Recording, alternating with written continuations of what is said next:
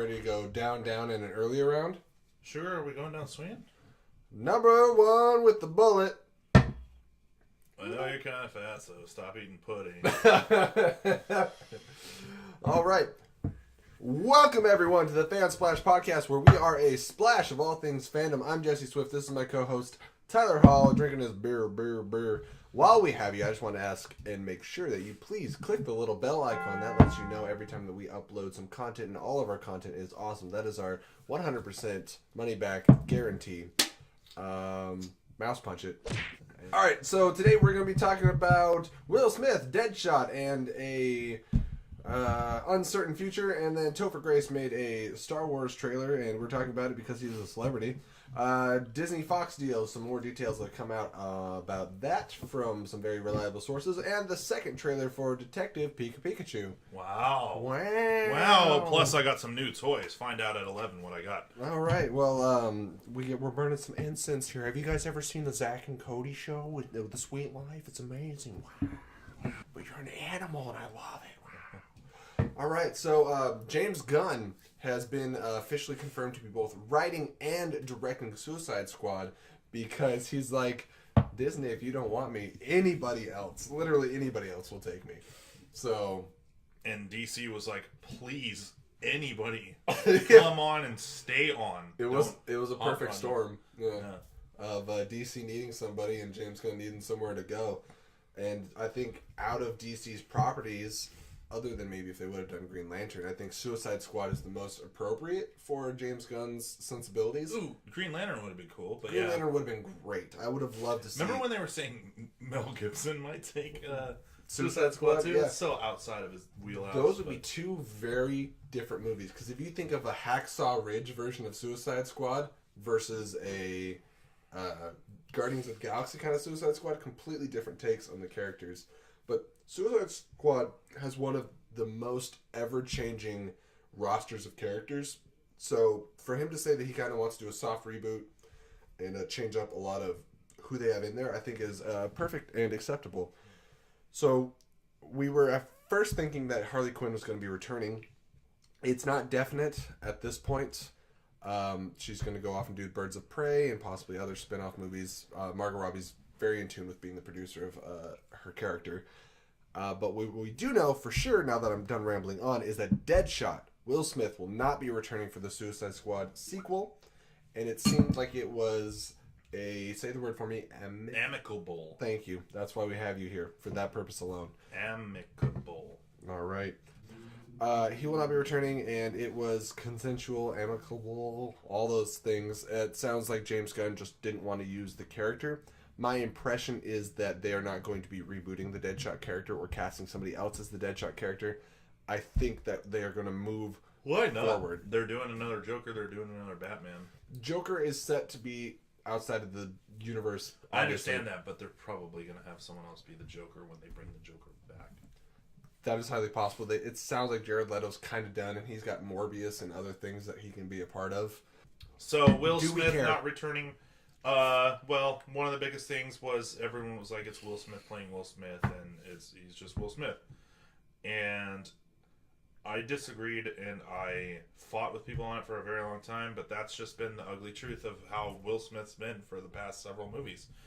Lamp, Three Wishes, none of that ringing a bell. Yeah, like I was specifically going to use that as an example. I'm like, Will Smith is Will Smith in Aladdin. They didn't make him blue, and then people were like, why the fuck isn't he blue? And then they made him blue, and they're like, Jesus Christ! And then they rendered him blue. Yeah, it looks like there's not actual texture. It looks like when you got that PS2 iCam thing, and it's like, we can take a picture of your face and put it on a character in the game. In Click, when he's got the remote, and he's like, don't make me angry. Yeah. I'm Barney. So, I don't personally care that they're not bringing back Will Smith.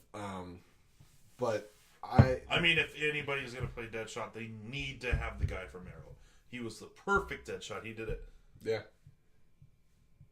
I'm kidding. Oh. I was kidding. Do you I like him more than Will Smith. Oh, God. He was bad, but, like, at least he was trying. At least Yeah. At least Will Smith's costume was good, but you can't. Was it good, or was it good by comparison? It was good by comparison. Because I don't have a lot of strong feelings about that entire freaking Killer Croc watching BET Suicide Squad. It's a pretty... I don't know, man. Like, Deadshot and Harley Quinn, for the most part, were good, but then you get into fucking these two, and you're like, what were you thinking? Damaged on the forehead, really? And then whatever the fuck this is. Well, we can give you whatever you want. BET. Yeah. How come that didn't get an Oscar? It did. Oh, it did, for the music. Hair and makeup. Yeah. Oh, was it hair and makeup? Yeah, it was. Or whatever. I knew it was an Oscar-winning movie. I meant something else. Okay, so we're past Deadshot. He had his shot. All right, moving on to dumbass Topher Grace. Topher Grace, being not only a Star Wars fan in that 70s show with his Lego Millennium Falcon, but he made a Star Wars trailer that's about 5-6 minutes long, I think, that encompasses 5-something the vast majority of the Star Wars franchise in kind of a poetic sense of focusing on the Force and the story of the Skywalker. So it doesn't focus too much on Rey and some of the new characters, because as far as we know, they're not part of the Star Wars lineage, but there is footage from Last Jedi and Force Awakens. They do, like, kind of, like, towards the end, they're like, Luke Skywalker's a legend, and who are you? And you're the new, like, you know, like, all that shit from the Force Awakens. A little passing of the torch. Yeah.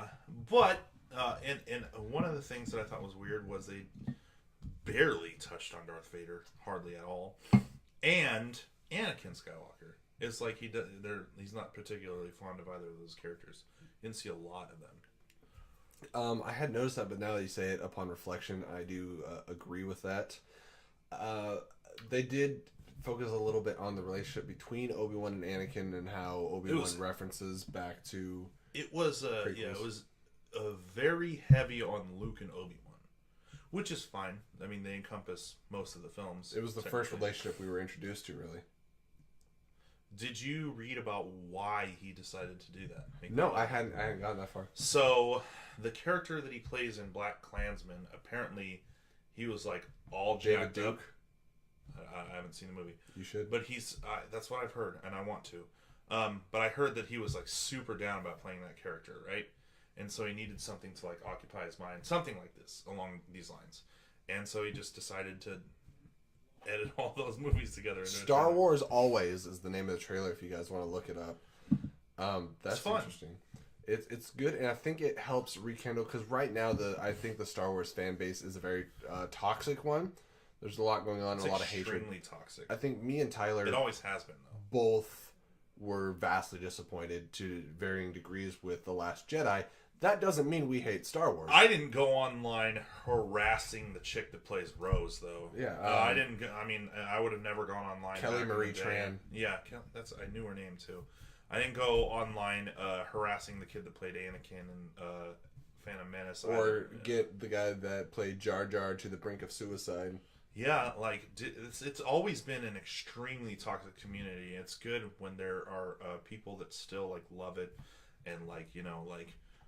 I love Star Wars through its faults, and I'll call it out on its faults. Like, the prequels are not good films, and The Last Jedi was highly disappointing, but I love Force Awakens for various reasons. I love Rogue One. Solo, I think, is possibly the best thing to come out of the new content, and I love what they did with that in the trailer. The way they cut in New Hope and Solo together. I just watched Force Awakens again a few days ago. I really much enjoy it. Rogue One and Solo, both great. Last Jedi, definitely hands down the worst. But, like, yeah, the prequels, kind of washy. There's things that you could appreciate about them, though. But, I do love that the trailer highlighted some of the better moments of the prequels. Yes. Just like Last Jedi, it's not 100% garbage. There's things in there that work really well, but it's the feeling that you get at the end of it that is just an overwhelming feeling of you could have done a lot better. That's how I felt about the prequels. You know, yeah. So Topher Grace doing this, and this isn't the first time he did this. He edited I believe it was all the prequels before Yeah, into one film. one movie that was like 90 minutes long. And he edited some. He edited all the Hobbits movies into one film. He's done a few other things, but apparently he has a passion for editing. And the guy's really cool. I've always been like a huge fan of it since. I've never heard of him directing anything. Like he should maybe get into. I'm sure he's got something on his credits. I just like this something to look up. He's not one of those people that you think about and look that stuff up. I have always been a fan of the guy. That 70 Show is one of my favorite shows of all time. I've watched it all the way through multiple times. There was something in the air that night. Yeah. So isn't that not? Anyway, it was Eric and Donna. Sorry. Oh. That happens in Malcolm in the Middle too. Dewey is dancing with an old lady, and then the next scene is her being taken away in an ambulance. Oh. So, anyway, Topher Grace, man. Let's see some more from that guy. I like him. I'm glad he's resurfaced. Put him in Star Wars. He's awesome. Shit. Some people deserve to be. Matt Smith is going to be in Star Wars. Yeah. I'm really curious to see. I really am so curious to see who remember Genesis is going to be. Yeah, I was like, remember when they said that Matt Smith was going to be Terminator? We're like, yeah! And then we saw the movie and we're like, oh. Alright. Quite disappointing. Alright, so continuing on, is there anything else you want to say about Star Wars? No, or Topher Grace, no. Just, I love the guy. Alright, moving on to, or continuing, I should say, transitioning to more Disney, because Disney owns everything, including my soul and my bank account. The Disney... They also know my dick size. Yes. Disney, don't ask how. Disney Fox deal has been the topic of conversation for the last at least a year. It's been an ongoing conversation. And a lot of people are under the assumption that the deal has already closed, and that is not officially true. They are in final negotiations and things like that, but... You know, technically, it could all fall to shit any given day. But the reports coming out of it was a reputable source. Can't remember if it was Variety, Deadline, or what have you. But the Fox deal is supposedly to be finalized in March, which is a whopping, depending on the day, month to month and a half before the release of Infinity War. So my question to you, Tyler, is when, or question A, I guess. Do you think this will impact the release of Avengers Endgame at all? Or B, when do you think some of these changes will come into effect? Or when do you think we will hear announcements of some of the Fox characters? I think that, yes, it will impact it. However, I do have a question. I may have an answer. If something is not finalized, does that mean they do not have the right to prep in case it's finalized? It's a sticky situation. That's something that I've read a bit about. Like right now, even if it seems like everything's going in order. Right. If Disney was to announce, "Hey, we've started writing a script for a Fantastic Four movie," they can't do that. Right. But they could have started writing a script already. Yeah, they can't publicize it. But they can't. But who's to stop them from filming something? They're pretty good at being secretive when they want to be. But probably better than anybody. And if they were to film a Fantastic Four segment or something, if it falls through, they can't use it. If it goes through, then they could. Right, and they have it ready. So it just can't really become public knowledge that had been prepped for months, because that is then deemed a conflict of interest. Because the Fox sell their properties no matter what. It was supposed to be a fair trade between all, whoever's going to pay more. Because I think it was Comcast was one of the top bidders for the properties, and I don't remember the other one. It might have been AT&T, but there was a lot of people trying to acquisition the rights to the Fox characters, Fox Sports, and things like that. So if they start talking about working on the properties much prior to the finalization of the deal. What if the deal's already finalized, and then they're like, "Yeah, we've been working on this for months because we." If it was finalized, that shouldn't be a problem. But it sounds like it is. It is not yet. The final deeds have not been. Their T's crossed and their I's dotted. So, there's a lot of possibilities, is what I'm saying. So, the easiest thing to slip into it would be Fantastic Four.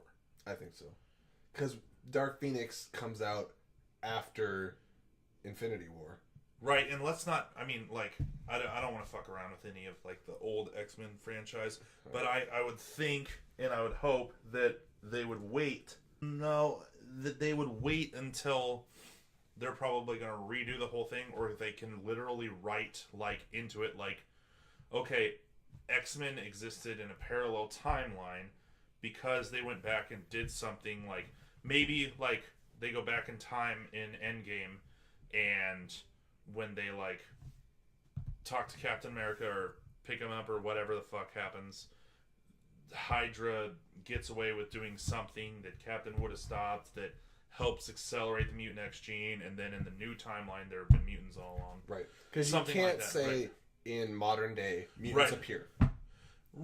Because that ruins Magneto's character. Right. The way that they introduced it in the first X-Men was they've been here all along, but they're now starting to surface. Right. That would be knowledge that Tony Stark would know, or Nick Fury would know. Yeah. Heavens. You know, so and you thank God the Inhuman thing was kind of retconned. But you have Scarlet Witch and Quicksilver, which were considered enhanced by Baron von Strucker. Right, exactly. So they're not mutants technically.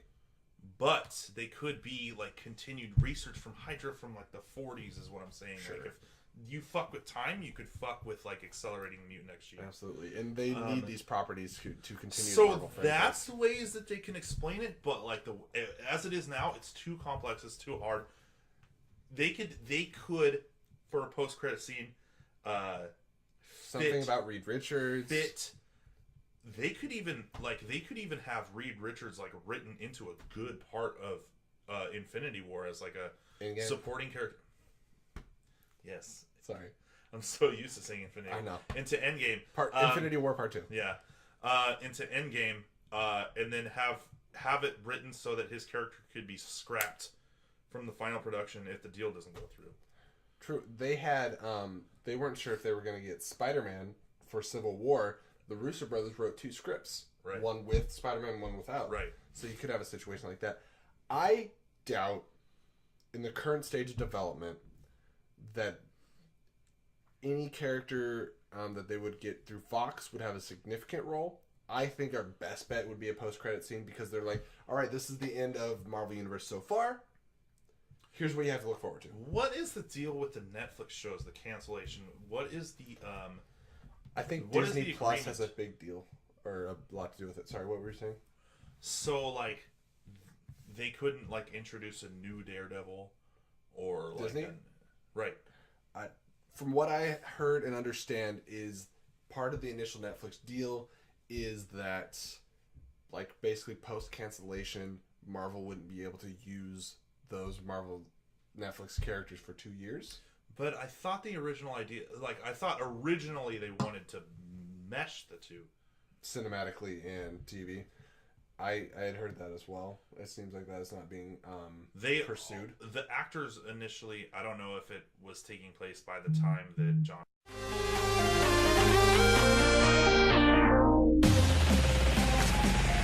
Bernthal signed on. Right. What was the most recent one? Finn Jones. Yeah. Because John Bernthal was on before him. Right. But they were contractually obligated to appear in a movie if called upon. Yeah, exactly. Right. I remember hearing that. So, man, I don't know. I just like, did you see those billboards that say "Save Daredevil" and stuff like that? Do you know how much money that costs? I have no idea. An ungodly amount. Yeah. So it's kind of like, I don't know, like it might be some sort of. And now that you have Eminem backing Punisher. What? You didn't see that? Oh, Eminem basically said, this is not word for word, but you done fucked up Netflix by canceling Punisher. He specifically called that Punisher, and John Bernthal said something along the lines of like, "Hey, thanks, man. You're the boss. I appreciate the support. I just wish you could have vocalized it before its cancellation." Yeah. Oh man, because John Bernthal is a great Punisher. That's the one I'm most upset about losing, even over Charlie Cox. Holy, bouncing off topic. I mean, it's still Marvel, but yeah, I don't know. These shows could be picked up by Disney. Will be acquiring a percentage of Hulu through this acquisition because Fox owns a deal of that. That's why you see so many Fox shows on there. They could throw the shows on a Hulu. They could throw the shows on a Disney Plus, or they could completely reboot it on Disney Plus, or they could make them cinematic characters, or they could just have one show with the Defenders that doesn't suck ass. Whoever wrote the Defenders should be dead. Should be dead. It's horrible. All right. Anything else we want to say about the Disney Fox deal? Nah, dude. I mean, it's exciting. Okay, but they better be smart about it. Let me actually ask you one more question before we move on. If you could have a post-credit scene for Endgame involving Fox characters, Fox-owned properties, what would it be? It would be Fantastic Four. I mean, do you have an idea? Like, what specifically you'd want to see? I could give you a second because I have kind of what I want. I think that this is going to be really weird because they're going to have to like play a lot of catch up, but it would be the Fantastic Four out there and the incident happening, and literally I really think Ray's hitting the ship, and Galactus approaching because all at once. Yes, because they're getting into. They already talked about. They already went into like Dormammu and like other shit like that. I am having such a brain fart. In Doctor Strange, he's got the Mordo has the staff. The staff of the tribunals. Yeah, of the living tribunal. So they're getting deep. They're getting deep, and so they need something that's like trumps Thanos. Trumps all this shit, and I think it would be Galactus, and it fits perfectly with... I more or less agree with you, because what I want to see, maybe it'd be too similar to the ending of Thor Ragnarok, but I want to see Galactus' ship approaching, and then maybe just a shot from behind or through a window or something where you just see the shadow of Galactus in his ship.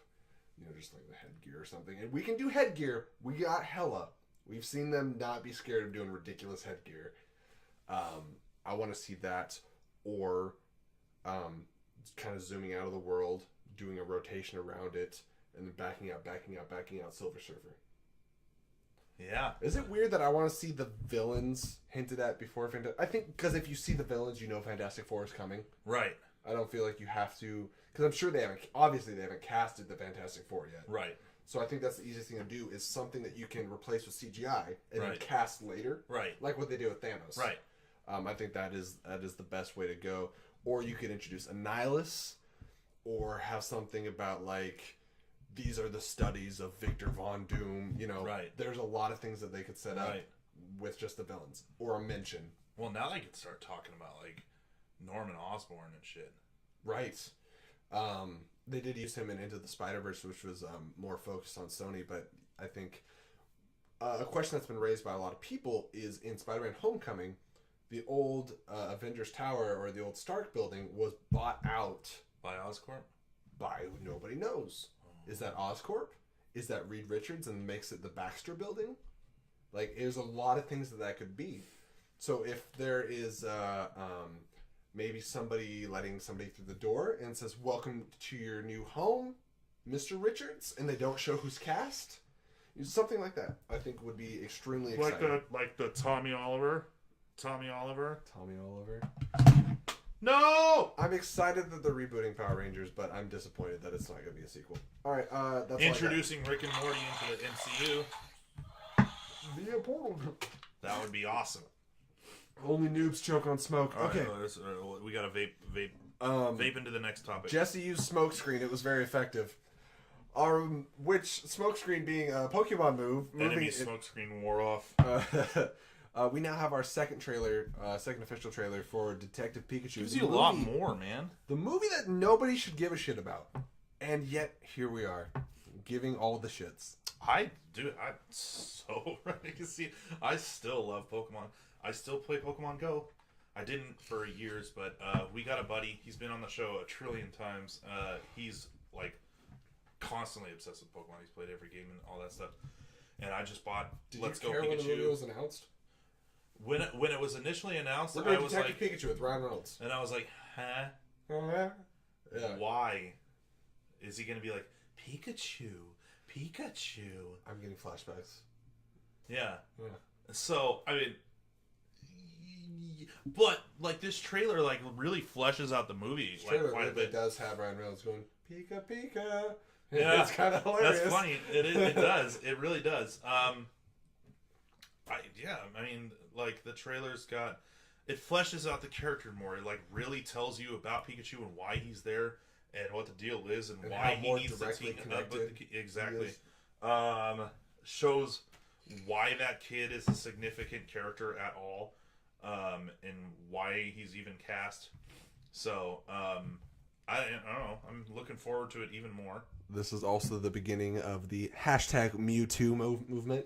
Dude, that fucking reveal, I was like, what? What is he doing in here, dude? What? Is there some, like, what? Because Mewtwo's a big effing deal, dude. Like, he really is. Like, so, if he's in this movie, some serious S is going down. Yeah. I definitely... I'm stoked. Like, I was watching the trailer, I went, and I was like, oh, this is funny. It's, and then... Bruh, like, the, yeah, Mewtwo looks good. Pikachu looks good. What a twist. It's very twisty. It's funny that it starts like that because it completely shifts the tone from the first trailer. And he starts it it's like very expansive in this trailer. Exactly.